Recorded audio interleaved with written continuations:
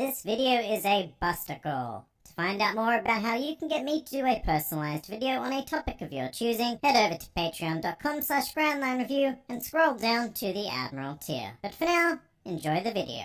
Hello and welcome to the Grand Line Review, your source for everything One Piece. Today we are going to be investigating the realm of intrigue that exists within the One Piece world by focusing on some of the more curious questions that we've developed over the course of the series. Now, One Piece is certainly no stranger to lingering meta-mysteries. In fact, it's a key part of the addicting formula of the story, generally deliberately leaving us with more questions than answers. So we are going to take a look at some of the greatest questions of all. The criteria for this list is relatively simple. The mystery in question must not have an official explanation. I don't care what fan theories are out there or how much sense they make, which isn't generally often, but the most important thing is that we do not conclusively have an answer. Furthermore, a lot of the subject matter appearing here today can be spoken about for hours on end, but I won't be doing that. So if I fail to state literally every fact about a certain mystery, then just chill guys. Sadly, the intention of this video is not to solve said mysteries, but to present them. Also, all the mysteries on this list must be canon, because I'm not sure if there even are non-canon mysteries in One Piece, but if they do exist, I certainly don't care. But with that out of the way, let's begin.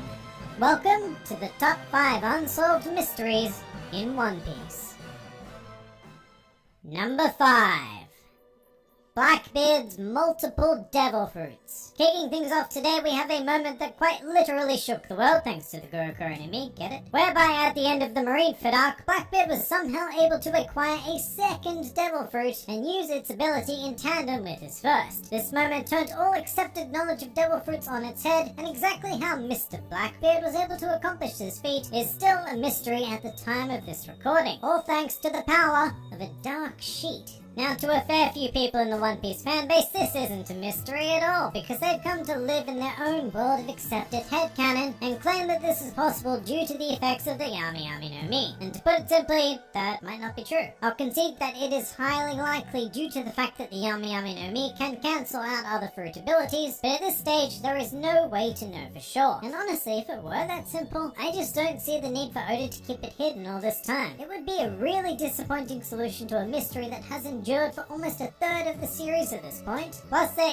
is a potential second explanation, which is the deeper layer of mystery attached to Blackbeard himself. Throughout the series, there have been a couple of hints that Blackbeard is far from a regular human being, the most prominent of which is right in front of our eyes in the form of the Blackbeard pirate's Jolly Roger, one of only 2 in the series to contain multiple skulls, which I find fascinating given that a Jolly Roger is generally a direct representation of the captain of that pirate crew. I mean, for example, the other Jolly Roger with multiple skulls belongs to the DeKalvin brothers, who co-captain their crew, and hence 2 skulls make sense. But why is Blackbeard a supposedly singular entity represented by 3 skulls rather than 1? Well, I'll leave that to the abundance of theory channels out there, but the mystery surrounding this man, as well as how he can hold multiple devil fruits, is very potentially much deeper than we suspect. However, not quite as deep as the rest of the mysteries on this list.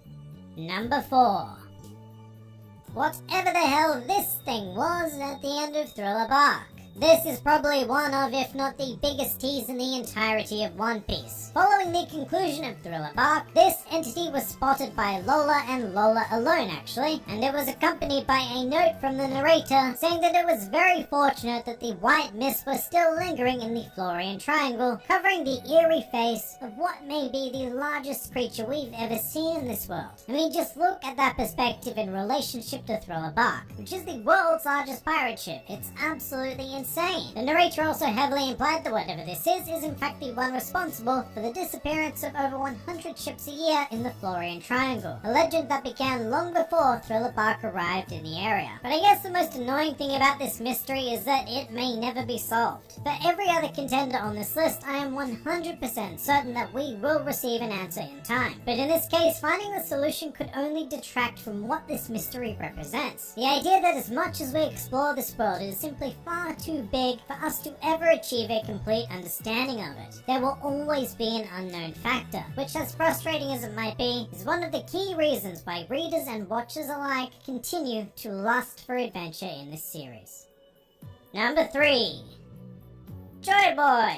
As quite possibly the oldest named individual in the series, Joy Boy is entirely surrounded by a thick fog of mystery. Not a literal one like the Florian Triangle monster, but a more metaphorical one. All we know of him thus far comes courtesy of a poneglyph telling us of a time around 800 years prior to modern day. The poneglyph was written as an apology letter actually, with Joy Boy lamenting a broken promise to Poseidon, one of the ancient weapons that seems to inhabit certain mermaid royalty. Joy Boy was a human allegedly attempting to do something involving the Noah with Poseidon's help, but for reasons currently unknown, was unsuccessful. And that's kind of it. But that's all we really need to consider him one of the greatest unsolved mysteries in the series, primarily because he is a named figure in history, and history is not something that One Piece tends to showcase a whole lot. I mean, yes, it's there, but it's kept deliberately shrouded from us as an audience, because we're exploring this world through Luffy's perspective. Speaking of that history though, it's pretty difficult to continue talking about Joy Boy without bringing up Number 2. The Void Century. As the name implies, this is a space of roughly 100 years which occurred somewhere between 800 to 900 years prior to the current timeline. Very, very conveniently within Joy Boy's era. The problem is that there are almost no historical records of this period. As far as the world is concerned, these years just didn't happen. Although the true history of the world is engraved onto the 9 Rio poneglyphs, but finding them is an extraordinary effort to say the least. With that said, as an audience, we do know tiny bits and pieces, such as the existence of a great kingdom, which was destroyed by the 20 kingdoms that later amalgamated into the world government, signifying the end of the Void Century. With that sort of global dominance, it becomes an entirely reasonable thought that they could have rid the world of any evidence of the past century, but the pressing question is, why? What exactly do the world government and the celestial dragons have to hide? Whatever it is going to completely rock the One Piece world, and yet there is still one particular mystery that trumps it. Number 1. The Will of D.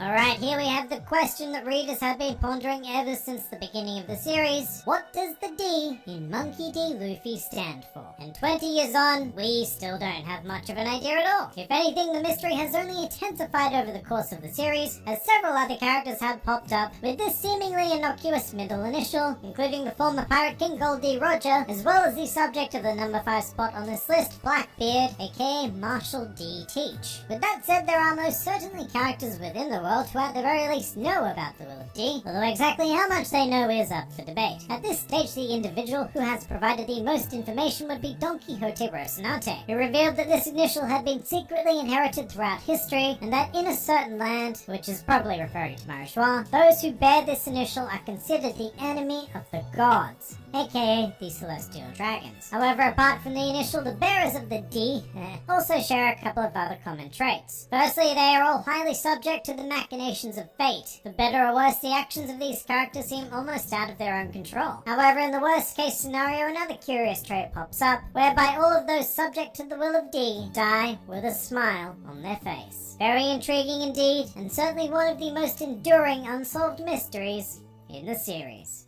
And that pretty much does it for the top 5 unsolved mysteries in One Piece. If you enjoyed this video, then feel free to like, favorite, or subscribe. And if you are in any way keen on supporting this independent channel, then please do check out my Patreon, Discord server, or Twitter, the links to which are in the handy description below. And finally, please do comment with your own favorite unsolved mysteries in the series.